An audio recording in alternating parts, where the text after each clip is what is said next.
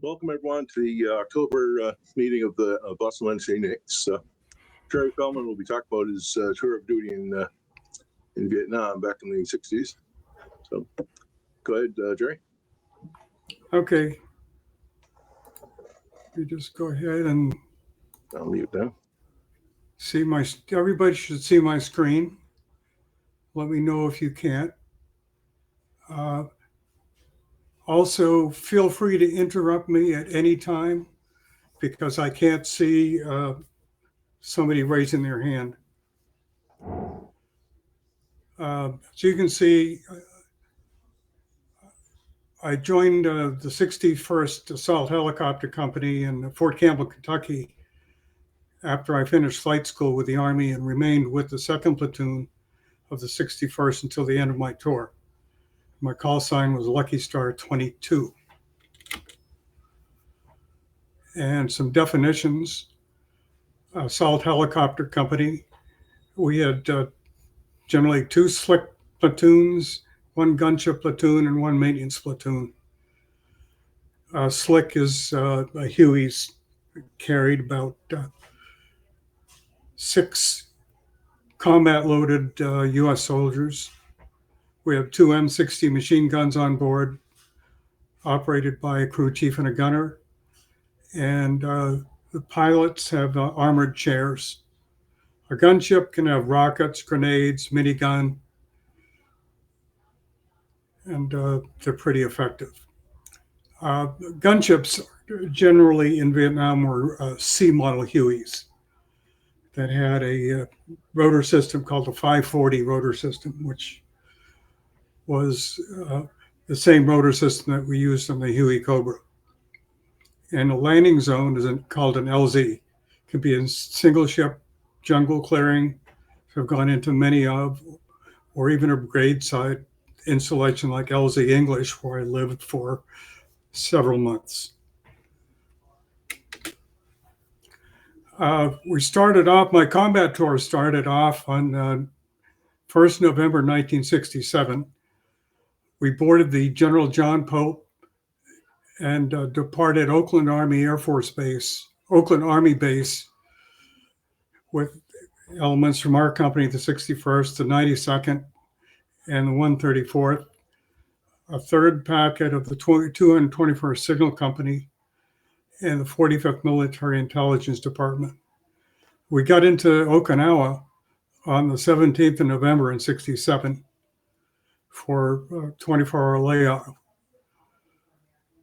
And on the 18th, we went into a typhoon. We couldn't actually stay in port. And we arrived in Quy Nhon on the 21st of November, 67, and disembarked.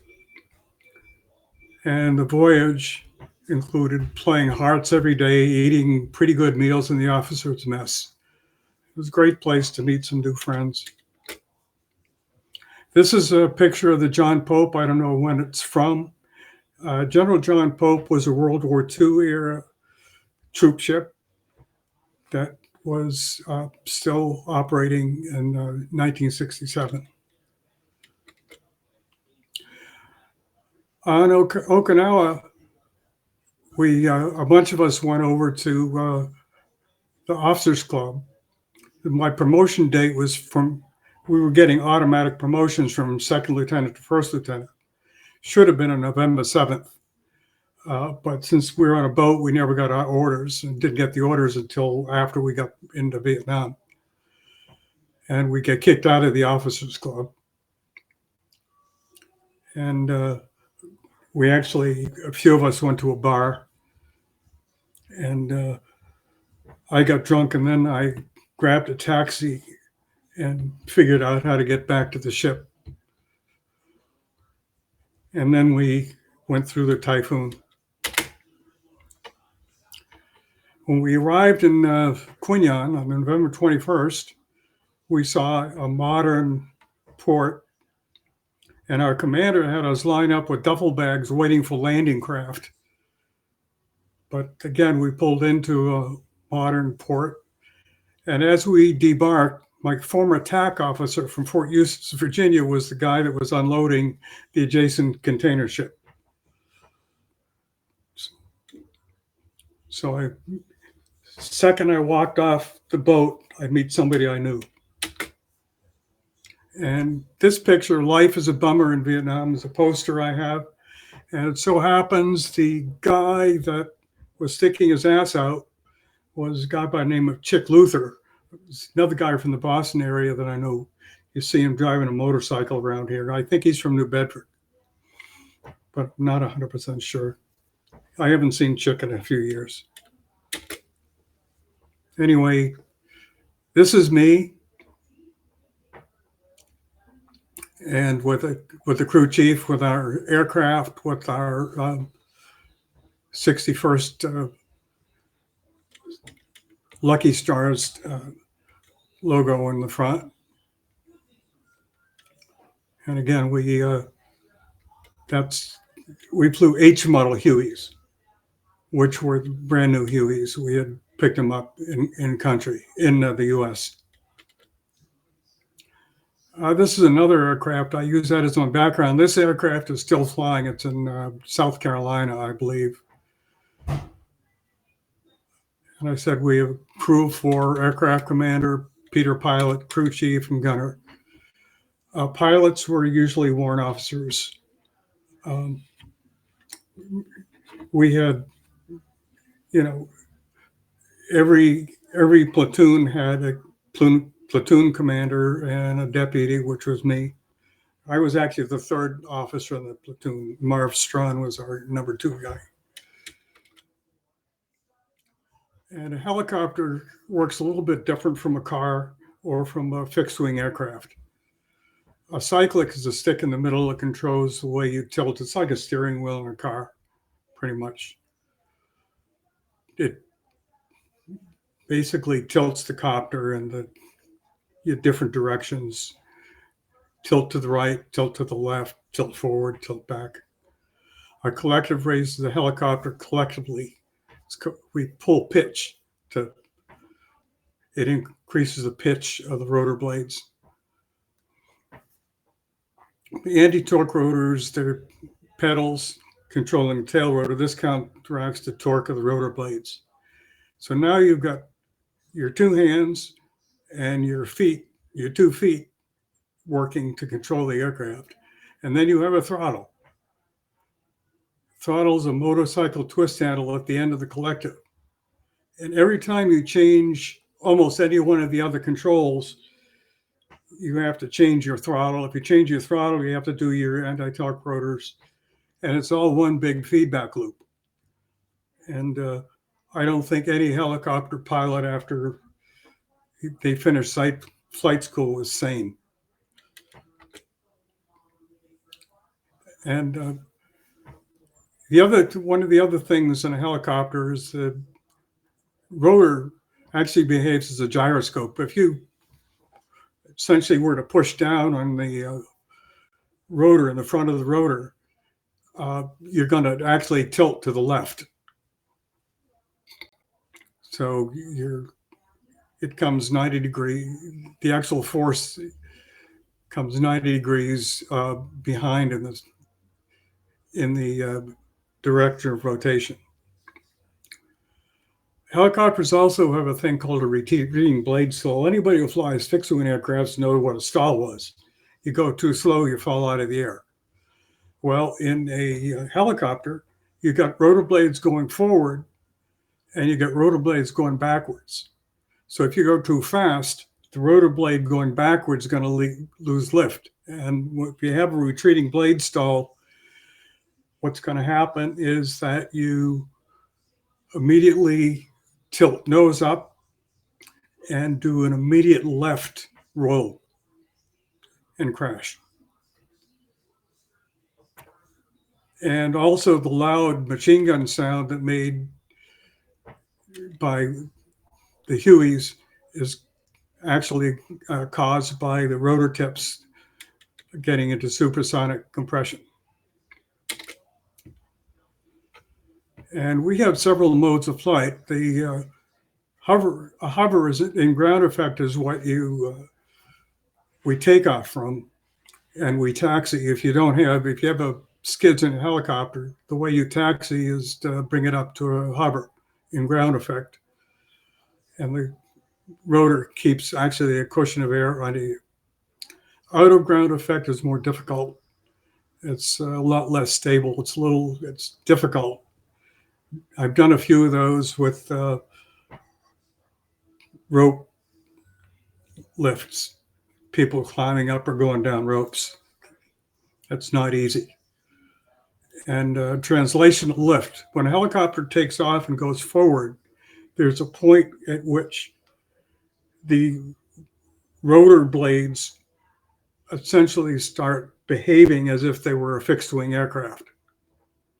And then you fly a helicopter like a fixed wing and not like a helicopter.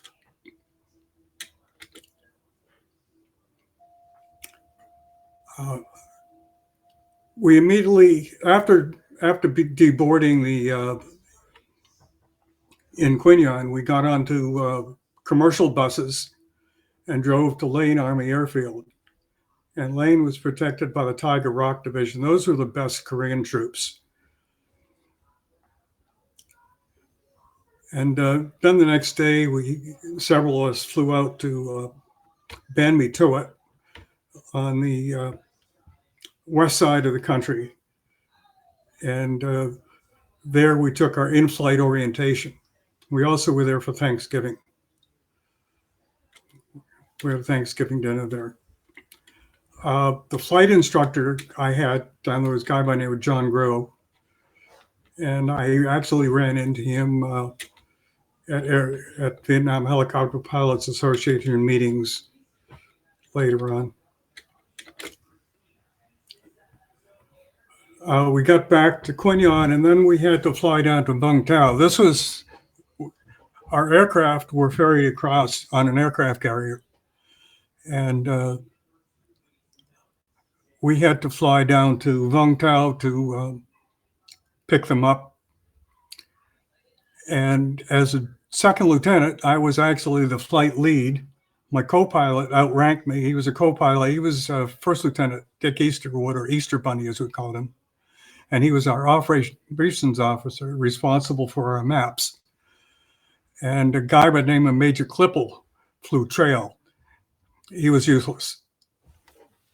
And due to the monsoon, Vietnam has two monsoon seasons. The northeast monsoon is the one that affected us the most, mostly low clouds. We had to fly so low, and we actually had to fly along the coast because we didn't have any arms on board. All of our machine guns are actually in boxes. And our refueling destination was Dong Batin, which was near Cam Ranh Bay. So as we came through Cam Ranh Bay, our maps indicated there was an old Japanese air base on our left. And we did not have Cam Ranh Bay Air Force Base on our maps. Thank you, Easter Bunny. And we had to climb to avoid the masts of the ships. And then they called us that we're coming right up the center line of their main runway during IFR conditions. It was not good. I immediately executed a left turn. I was afraid to even give the tower a call. Major Klippel called the tower for us. Anyway, we got over to Dong Batin, and we refueled. Our company commander was there, and he radioed us that they finally get my orders for first lieutenant. So that was my last flight as a second lieutenant. I then was restationed to Dong Batin for a while. I was there for Christmas, and I was there for an S3, staying up all night, scheduling all our aircraft for the whole battalion. I didn't like that. So at the reception in New Year's, I asked my company commander who was there that I'd like to go back to Lane and fly again.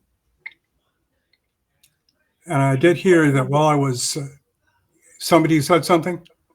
Yeah, Jerry should probably translate S3, assistant S3 as assistant operations officer, Yeah. which means flying a desk.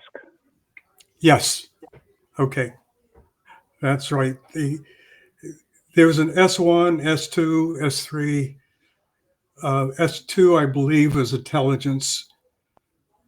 Correct. And S1 is basically human resources. Yeah. Yeah, it's been so long, I forgot what they were. But I was actually assistant S3 scheduling aircraft. Matter of fact, one day I was asleep in my bed on Christmas morning, and Santa Claus came into my hooch to wake me up and give me a present. Anyway, I wasn't happy about being woken up after being up all night. But anyway, he was good for being a sergeant. I mentioned Ankh Pass. Ankh Pass was on Highway 19, which is an east-west road that we regularly flew through, and it was a little treacherous because of the monsoon. We had to fly fairly low through the pass, and we would be in small arms range while we flew in the pass. And I used to joke that every aircraft that ever flew in the pass has a member there, because a lot of aircraft had been, over the many years, have been shot down there.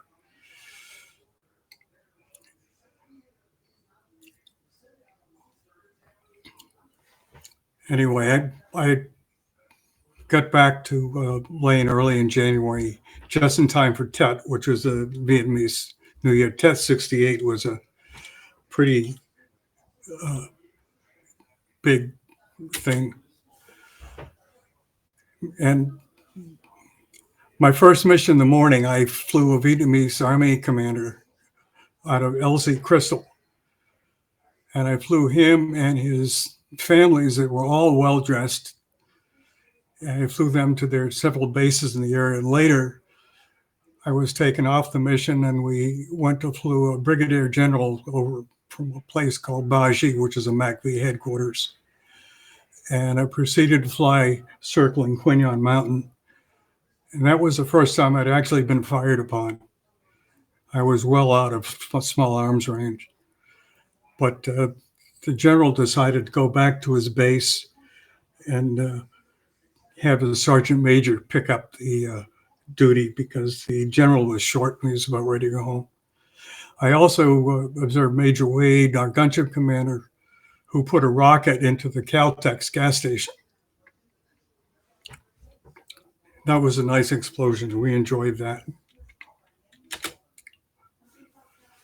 Our missions were different.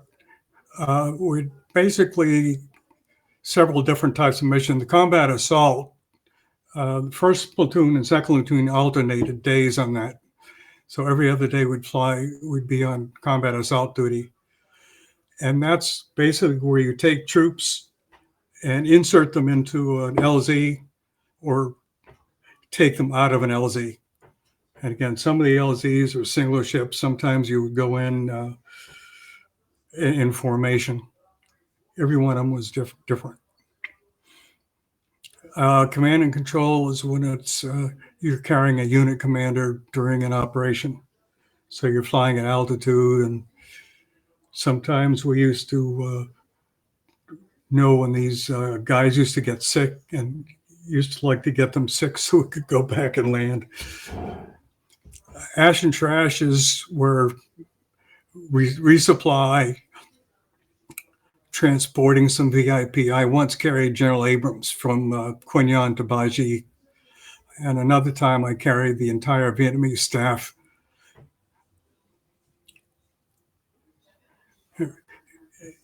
That was interesting, but they were nice people.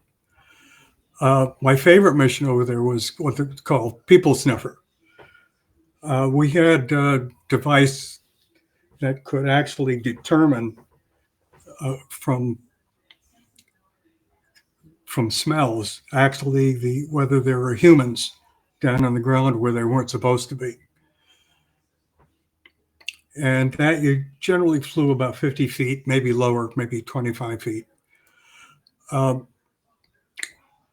you're flying low to the ground, by the time it's so hard to see the aircraft, they really can't shoot you down at that point. Anything above 50 feet to 1,500 feet is the kill zone. And flare missions. At night, we could fly above the perimeter of LZ and or where there's a combat operation and you drop flares. That wasn't fun. I never liked that. And one time at LZ Uplift, which was one place where we flew into a lot of times, we had one of our aircraft crashed there. And that was a crew that I had flown with many times. And the pilot on that particular mission had flown with me that very day. My specific jobs. Okay.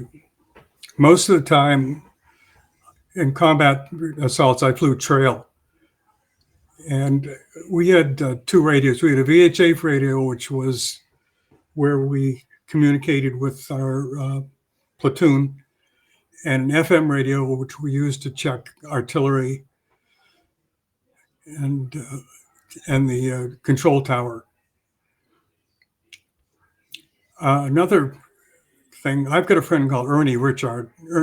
He lives in Southborough, and he used to serve on a destroyer. And I always accuse Ernie of trying to shoot me down. Ernie still hunts wild turkeys, by the way.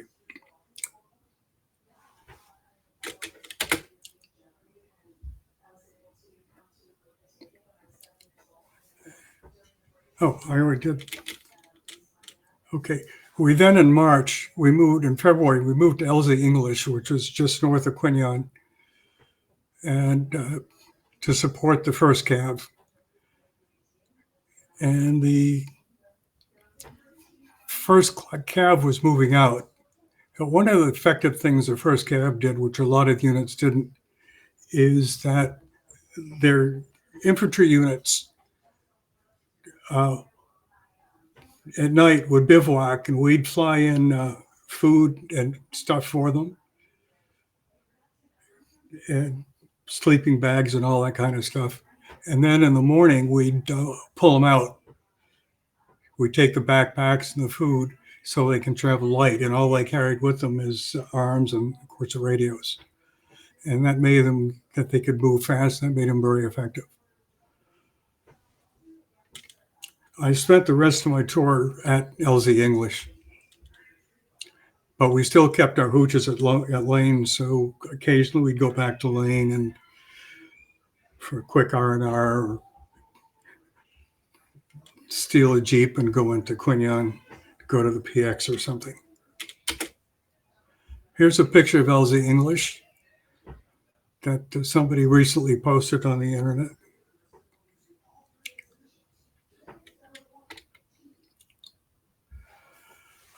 In March, I was ordered to take all the Jewish guys in our unit to Nha Trang for Passover. We actually hitchhiked. I would go from base to base, just try to catch a Huey on Ash and Trash and see if they'd give us a ride down. I think there were about 6 of us, so we were able to get down to Nha Trang. Nha Trang, I ran into Captain Danley, who was my TAC officer from ROTC at Tulane. And he told me that my friend Lt Feldman, who was our cadet commander from ROTC Flight School, had been killed. Apparently, Danley thought that Feldman probably was shot by his own troops. But, I don't really know that. When I walked into the mess hall being used for the Passover Seder, the guy who was running Passover was my fraternity brother, Fred Derringer. Later, Fred married a girl from Atlanta who actually knew my future wife, which was interesting later on. And at the end of my tour, I thought this was going to take an hour, but at the end of my tour, I went down to our battalion headquarters. I had extended a month so I could get my promotion to captain before I left, so it's not in between like when I came. My last flight in Vietnam was actually on a de Havilland Beaver, as you can see. I don't know if that's a Vietnamese Vietnam Beaver or a more modern one. Beavers are still very effective. They're used in Alaska and northern Canada as bush planes. They're very, very effective. Anyway, that's all I have for my prepared thing. Any questions?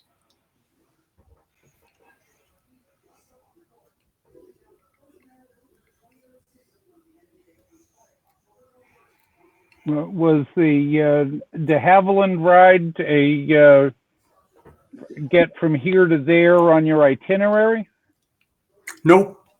The S3 from a battalion, which is a different battalion. We switched battalions shortly after I got back.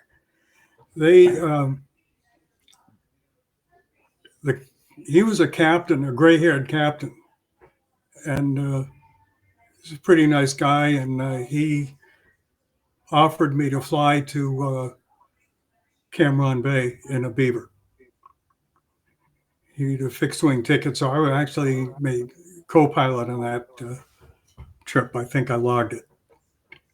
Uh-huh. Okay. So I have that in my flight logs. But I wasn't legal because I wasn't fixed wing rated in the Army, even though I had a private pilot's license already. One of my flight instructors, actually, at Tulane, our ROTC flight instructor was a guy by the name of David W. Ferry. And David W. Ferry was actually played by Joe Pesci in the movie JFK. Huh. So that was interesting. And also, most of you already know that, is when I was when I lived in New Orleans, my fraternity brother was Jerry Springer. But I think most of you already know that.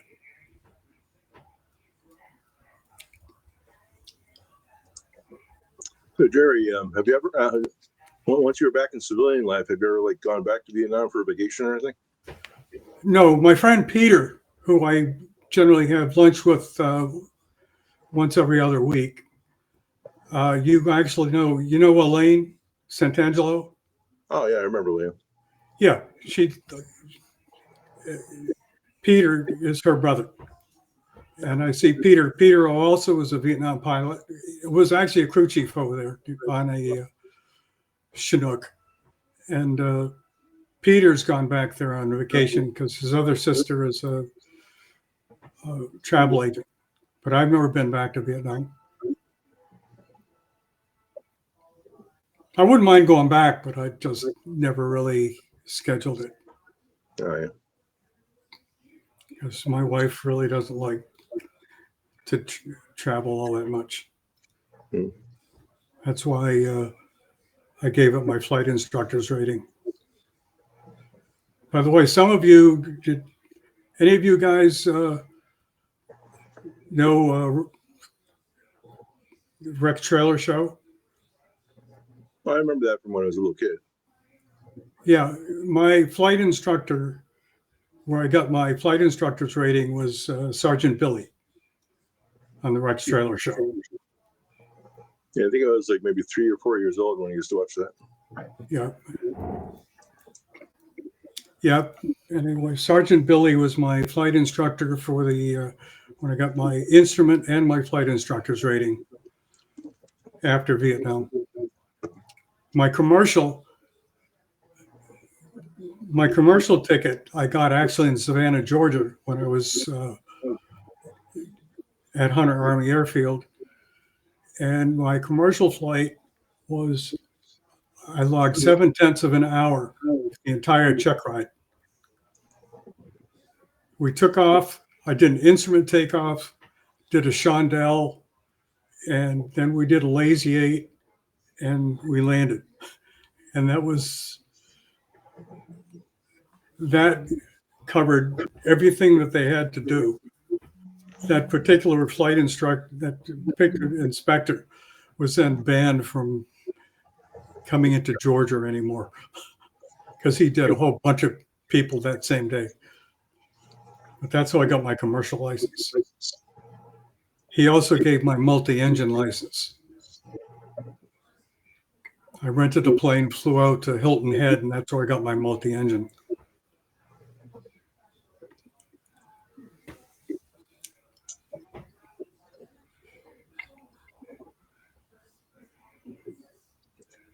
Have you ever piloted a Chinook or just the Huey? Just to go, I never piloted a Chinook. The only helicopters I flew were at Hiller, which we flew at primary flight school at Fort Walters, Texas.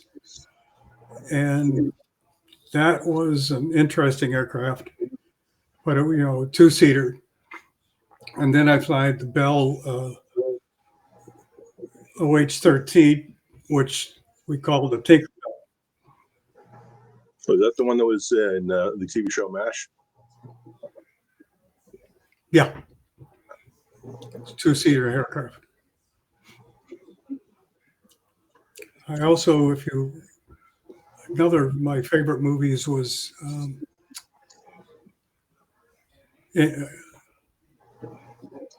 Not in Harm's Way.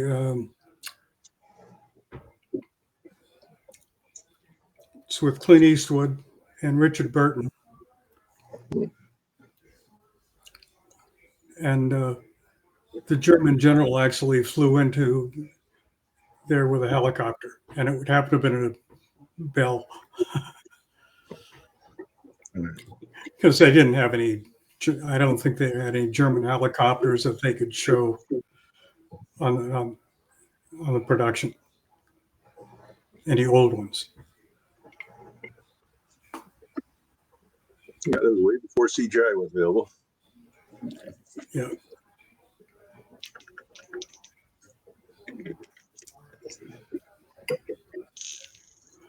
But we had a lot of interesting missions in Vietnam. One mission, which I didn't fly on, my friend, one of my friends flew. He stole a whole pallet of beer from the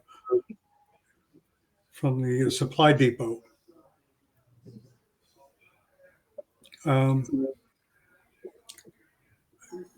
Before our company was operational, we used to grab an aircraft and we used to fly to different bases to go over there to get lunch or something like that, like going to a restaurant. But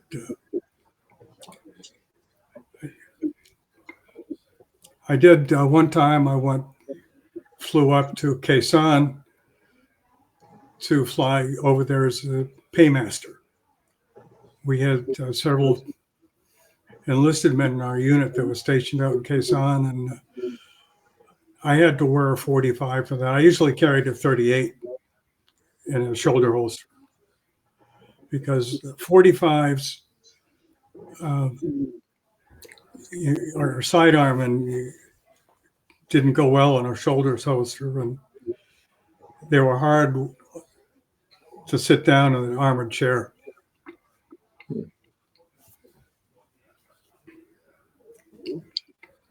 I did one time flying up between Lane and LZ English, and we'd go up the highway 1, and there was Phuket Air Force Base, and then there was LZ Uplift, and then LZ English was up there on a plateau. One time I hit some birds, broke the chin bubble on the aircraft. I got my ass chewed for that one. Another time I was flying and the crew chief asked me, "Sir, do you like tracers?" No, why? And says, oh, you're taking some right now. I was totally didn't see any of the tracers coming in. Of course, the crew chief's sitting out looking directly at the incoming tracers. So, and I think the my co-pilot at the time was a lieutenant. It was his first day in country. So he had an interesting flight. Mhm. So a lot of them, you're just going into an LZ or I hated flying in formation because you have to really fly too close to other aircraft. I didn't like formation flying.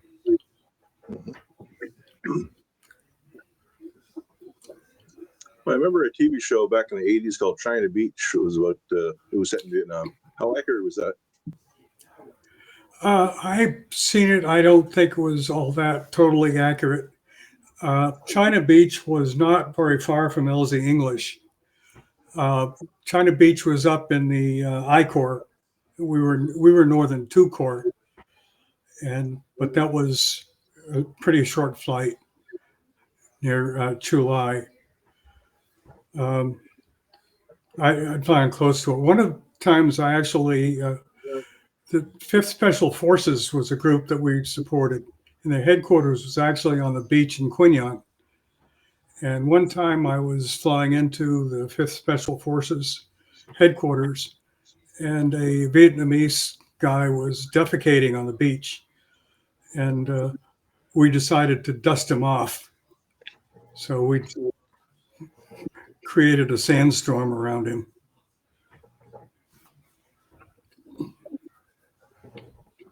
You know, a lot of them didn't have toilets and stuff like that. One time I was carrying a Vietnamese general and let him off to where if he could only get out of one side of the aircraft because we were on a tilt, and I let him off into the water. So I landed a little bit too close to the water on purpose.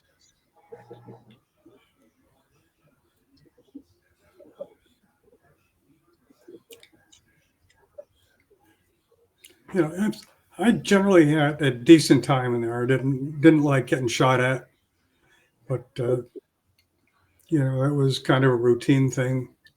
I knew how to stay out of small arm range. One time we actually did a mission, and coming back to the mission, we were flying faster than the gunships, and we're going in to extract the last platoon out of the LZ, doing what they call an extraction.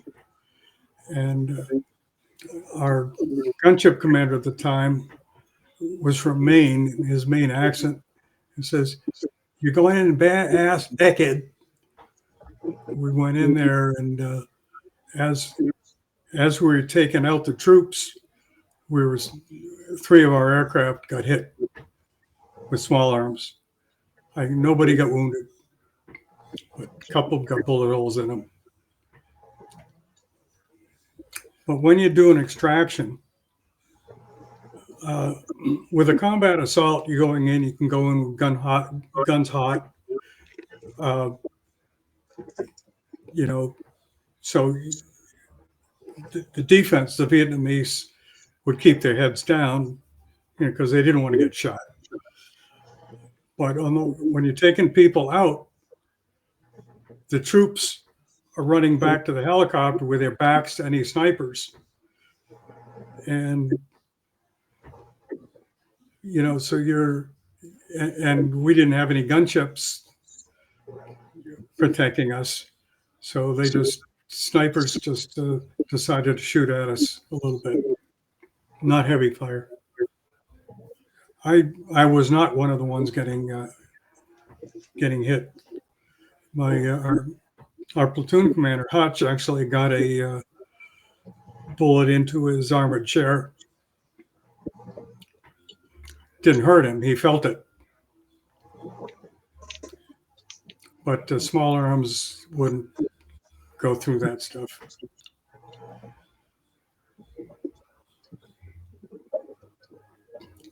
Another thing I like to do is some of the control tower operators were pretty funny. I used to go in uplift a lot, and the control tower operator at uplift used to say, used to clear me to the Philippines and stuff like that. When we asked.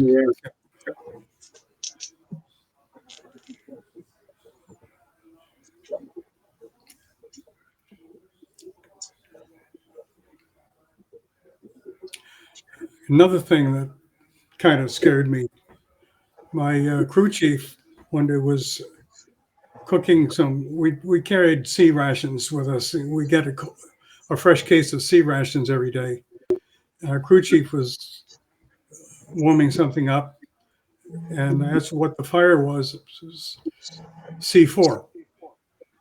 Well, as most of you probably know, C4 is a plastic explosive, but it also burns nicely, and it doesn't explode.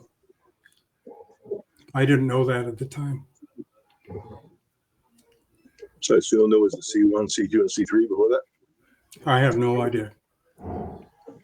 Maybe Rickard. Sea rations. Again, what we would do is we would you'd have 24 sea rations in a case, and of course we're a crew of 4, and most of the time if we landed in a fire base or something, we could go in the mess hall or eat with better food than just sea rations. But sea rations actually had a few decent things like pineapple, peaches, and stuff like that, and we'd raid them. And also had cigarettes. So at the end of the day, we'd essentially rifled through a whole case of sea rations.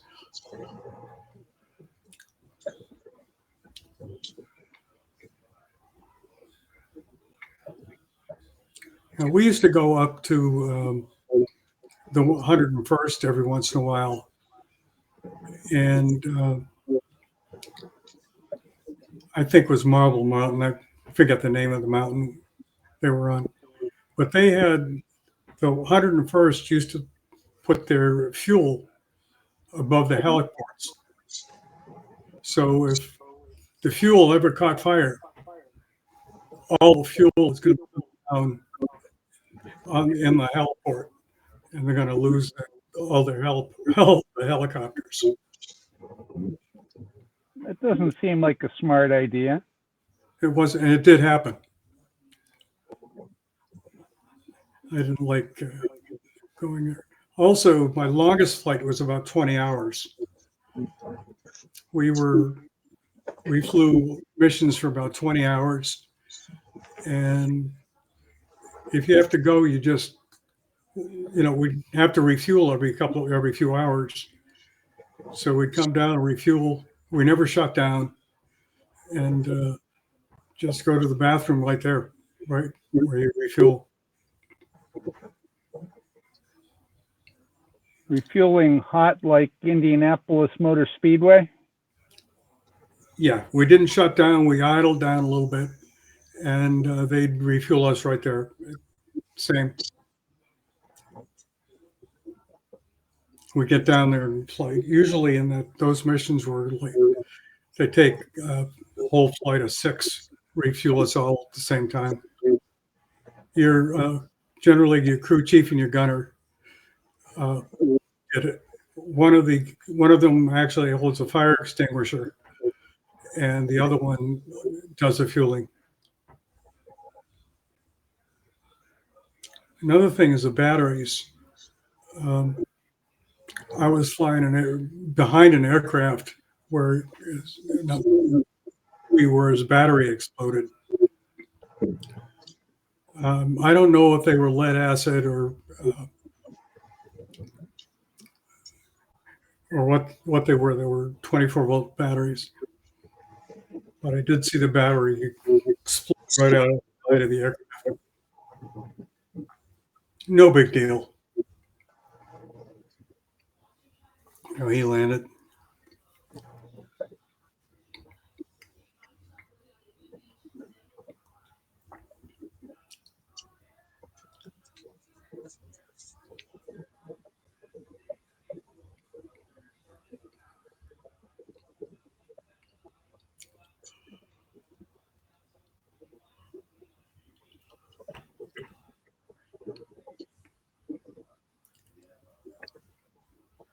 Was the battery just for like starting up like a starter motor in a car, or was it used for a lot of other things in flight?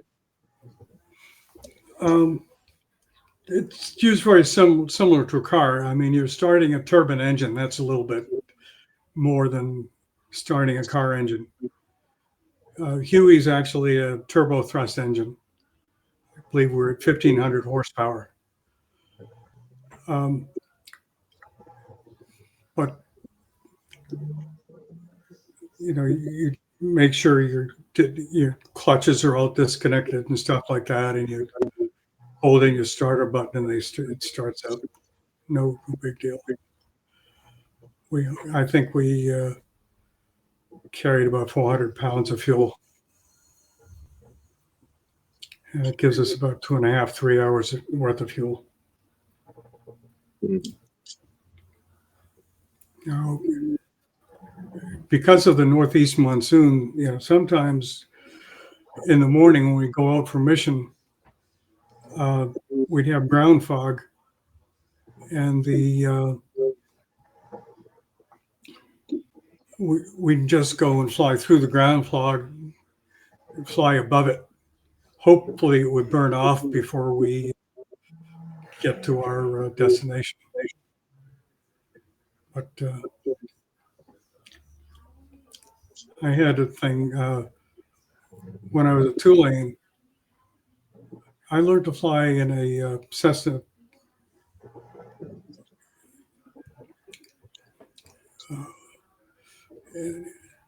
I forget the model. Was a 2-engine. It's a single-engine Cessna high wing, and that Jerry Feldman I mentioned before, he one time wanted to go up solo and in some bad weather, and he couldn't start the aircraft, and he had to need some other guy prop it for him. And propping it is when you don't have enough battery to start. So it's a Cessna 150, by the way. And the guy started the aircraft for him by propping it, and he told him, says, "Don't go." Well, Jerry went, got above the clouds, and couldn't find a place to land. He had to call air traffic control, and they finally found a place where he could land safely. But he got lost for a day.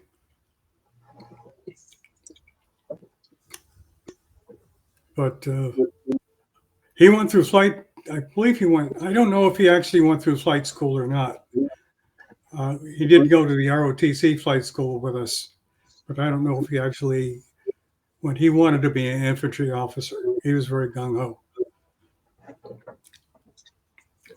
Where we were.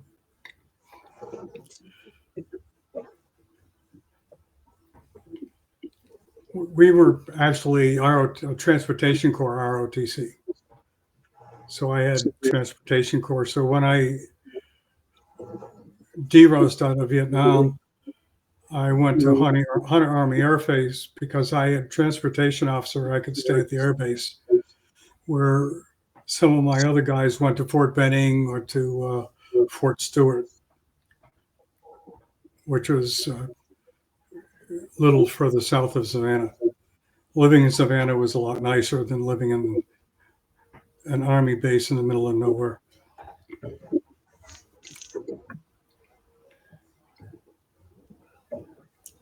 Actually, one of the girls I dated down there I found out she was in Atlanta when I was living in Atlanta, and took her out a few times. And I know that great swamp of Dedham very, very well.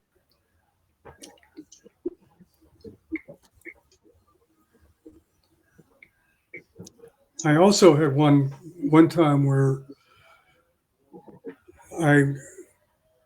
our group commander was up there. We had a directive that troops couldn't fly with their feet out of the aircraft anymore. Usually you see these on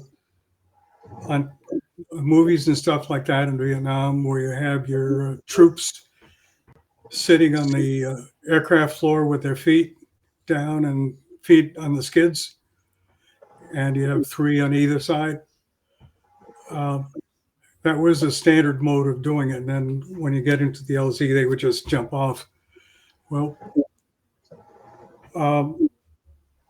in our group commander, apparently someone actually fallen out of the aircraft and got killed. So we had a directive that they couldn't sit like that when you were flying at altitude. And he was chewing out our company commander, who was chewing us out. And I was getting chewed out personally. And there was a lieutenant in the back who was leading that platoon, the platoon leader. And I told him to put their feet in. And he basically told me to F you. And I told my crew chief to use his bat and throw him out at altitude. So that lieutenant ended up swimming. It wasn't too high. Didn't kill him, but wounded his pride in front of his men. I never heard about that anymore.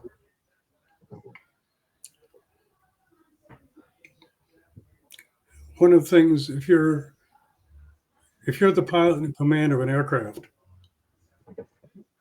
it is your responsibility to fly that, or if you're the aircraft, it is your responsibility. And you outrank everybody else. We had another interesting thing. We used to fly this guy called Colonel Hornish, and he was actually an aviator. One day, a warrant officer was flying out of a place called Happy Valley, and had to fly through a thunderstorm. And the warrant officer was going to make a U-turn and go back, and didn't want to go through the thunderstorm because he did not have an instrument ticket and didn't think he was qualified. The colonel in the back, Colonel Hornish, told him, well, I have a instrument ticket. You can go ahead and fly through it. Guy with an instrument ticket in the back seat is not flying the goddamn aircraft. O'Connor, at the time, Warrant Officer Juan O'Connor, was the very junior guy. He made the right decision. He turned around and landed. And the Hornish could get pissed off, whatever he wanted to be, but he couldn't really overrule that. Another time, Hornish injured one of our crew chiefs. Crew chief actually was closing the door for some reason. He might have bumped Hornish's elbow or something. And Hornish took the door and just threw it back at him, damaging the crew chief's arm, sending him to the hospital. So we had a lot of unsatisfactory after action reports on Hornish, but he was considered a 5%er.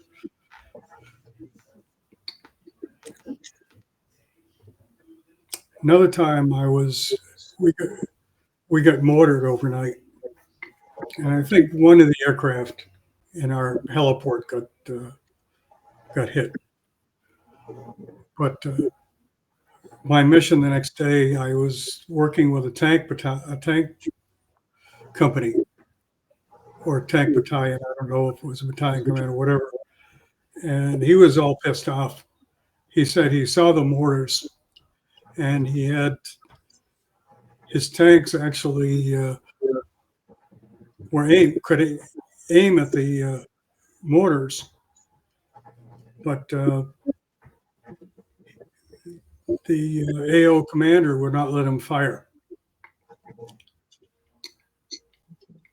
The mortars were coming from the mountains overlooking LZ English. LZ English was in a plateau, and to the east of us was the coast, to the west of us was mountains. And, the mountains were a good place for them to set up mortars.